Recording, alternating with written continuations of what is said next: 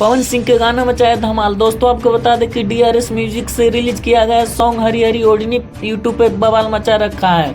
दोस्तों आपको बता दें कि 6 घंटे में 5.5 लाख व्यू क्रॉस कर लिए हैं और 1,10,000 लाइक कर लिए हैं। इस गाने को लिखे थे आशुतोष तिवारी जी और म्यूजिक से सजाए थे प्रियांशु सिंह। और साथ ही बता दें दोस्तों कि इस गाने को पवन सिंह का फैन बहुत ज्यादा पसंद कर रहा है। दोस्तों इस गाने में पवन सिंह के साथ सहयोग किए थे अनुपमा यादव। और दोस्तों आपको बता दें कि पवन सिंह का जब भी कोई गाना रिलीज होता है तो इसी तरह से यूट्यूब पे जाम लग जाता है। और दोस्तों इस गाने को पवन सिंह का फैन बहुत ज्यादा पसंद कर रहा है। और दोस्तों इस गाने को मैं अभी तक 4 बार सुन चुका हूँ। आप कितने बार सुने कमेंट बॉक्स में जरूर करें। दोस्तों जिस तरह से लाल घाघरा गाने को सपोर्ट और प्यार दुलार दिए थे उसी तरह से इस गाने को प्यार दुलार और सपोर्ट दीजिए और इस गाने को भी ट्रेंडिंग नंबर 1 पर ला दीजिए।